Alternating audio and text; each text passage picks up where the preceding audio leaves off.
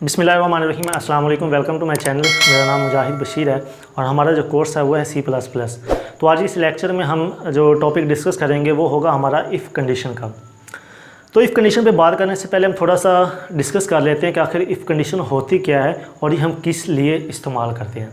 तो जब बात आती है कंडीशन की तो एक बात तो ज़ाहिर हो जाती है, एक कंसेप्ट हमारा क्लियर हो जाता है कि यहाँ पे कोई ना कोई भी शर्त अप्लाई होगी, कोई ना कोई शर्त लागू होगी।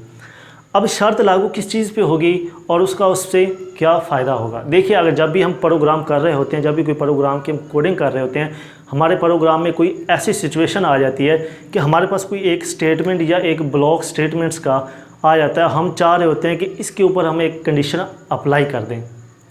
अब कंडीशन अप्लाई करने का फ़ायदा क्या होता है, हम चाह रहे होते हैं कि जी अगर हमारी ये प्रोग्राम के दौरान कंडीशन ट्रू हो जाती है तो ये वाला जो कोड है ये एग्जीक्यूट होना चाहिए, यानी कि कंडीशन ट्रू होने पर इस कोड को भी प्रोग्राम में शामिल कर लेना चाहिए।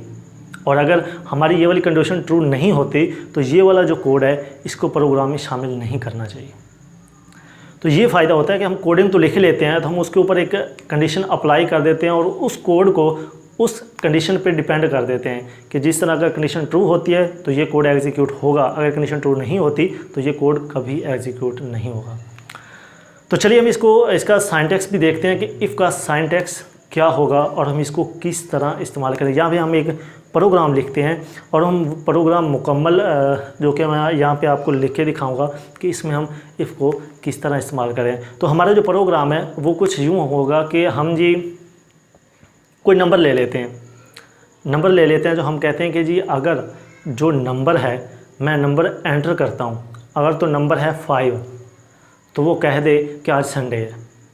सिंपल सा मैसेज है। अगर मैं नंबर 5 एंटर करता हूँ तो वो कह दे कि आज संडे है।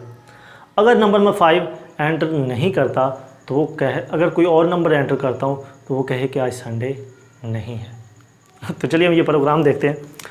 तो वो हैश इन ग्लू लिखने से पहले मैं यहाँ पे डायरेक्ट ही मेन से स्टार्ट कर लेता हूँ।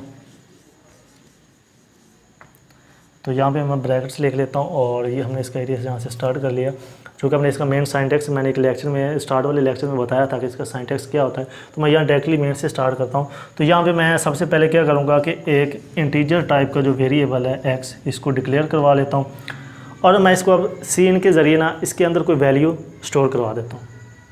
ठीक है, फ़र्ज़ करें कि मैं कर देता हूँ कि जी सी इन, ठीक है, और x, जो वैल्यू मैं एंटर करूँगा वो x के अंदर स्टोर हो जाएगी।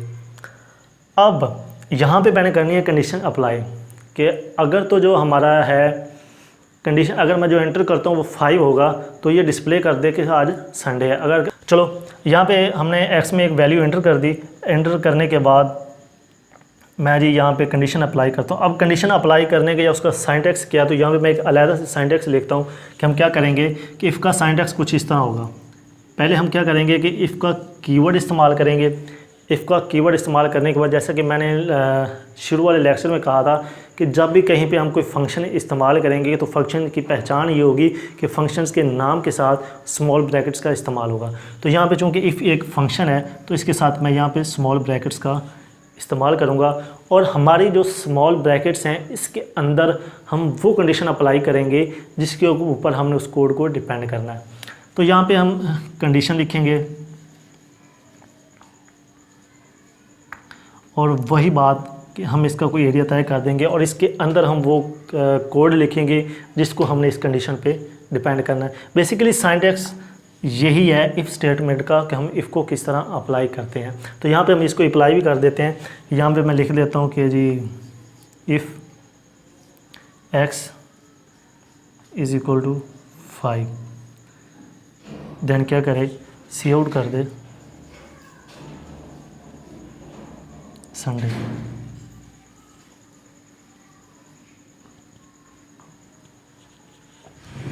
और यहाँ पे मैं इसका एरिया जो था वो क्लोज़ कर देता हूँ।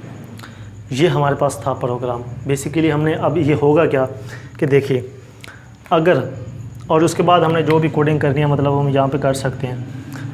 बेसिकली हमारा मकसद ये है कि हमने इफ़ का सिंटैक्स समझना है कि इफ़ का सिंटैक्स क्या और इसका फ़ायदा क्या।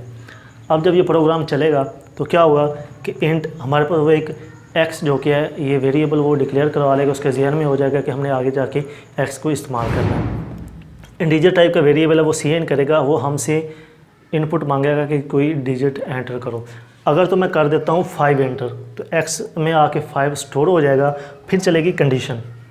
तो इफ़ वो कह रहा है कि इफ़ x इक्वल टू 5, यहाँ पे एक चीज़ और भी है कि अगर आपको इस चीज़ बारे में इल्म होना चाहिए कि सिंगल ये जो साइन है और डबल, इसमें क्या फ़र्क है। हम सिंगल यूज़ करेंगे कोई भी वैल्यू किसी वेरिएबल को असाइन करवाने के लिए, मतलब उसमें स्टोर करवाने के लिए। जब हम किसी वैल्यू को किसी के साथ कंपेयर करेंगे तो उसके लिए हम डबल साइन जो कि है इस्तेमाल करेंगे। तो यहाँ पे जो कि हम इसको कंपेयर कर रहे हैं कि हमने इसमें जो वैल्यू स्टोर किया क्या वो इसके बराबर है या नहीं। अब ये कंडीशन चलेगी, अगर तो x में 5 है तो ये वाला कोड जो कि एग्जीक्यूट हो जाएगा, ये वाला वो प्रिंट करवा देगा कि संडे। अगर तो कंडीशन इसमें कोई और हम वेरिएबल स्टोर करवा देते हैं तो वो ये वाली लाइन जो कि है स्किप कर देगा ये सारा कोड, और यह इसके बाद जो भी कोड होगा वो एग्जीक्यूट होगा। तो ये था हमारा आज का। तो हमने जस्ट इसमें इफ़ का साइंटैक्स देखना था कि इफ़ कंडीशन क्या होती है और हम इसको किस तरह अप्लाई करते हैं। इसका बेसिक साइंटैक्स ये है कि हम पहले इफ़ का कीवर्ड इस्तेमाल करेंगे, उसके बाद स्मॉल ब्रैकेट्स, और स्मॉल ब्रैकेट्स के अंदर हम जो भी कंडीशन अप्लाई करना चाहते हैं वो कंडीशन अप्लाई करेंगे, और उसके बाद जो कोड हमने जिस कोड को उसके ऊपर डिपेंड करना है उनको वो हम कर्ली ब्रेसेस के अंदर लिखेंगे और उसको उस कंडीशन पे डिपेंड करेंगे। ये हमने एक एग्जांपल छोटी सी ली थी कि अगर x इक्वल टू 5 हो तो संडे डिस्प्ले करे, अदरवाइज़ ना करे। तो यही हमारा आज का जो लेक्चर था, बस इतना ही था कि हमने इफ़ कंडीशन को देखना था कि इफ़ कंडीशन क्या होती है। तो हमारा जो नेक्स्ट लेक्चर होगा वो इसी की एक और कंडीशन की टाइप है, इफ़ और एल्स। यानी कि नेक्स्ट हमारा होगा इफ़ एल्स, कि इफ़ एल्स स्टेटमेंट क्या होती है। तो इंशाल्लाह नेक्स्ट लेक्चर में मिलते हैं। अल्लाह हाफ़िज़।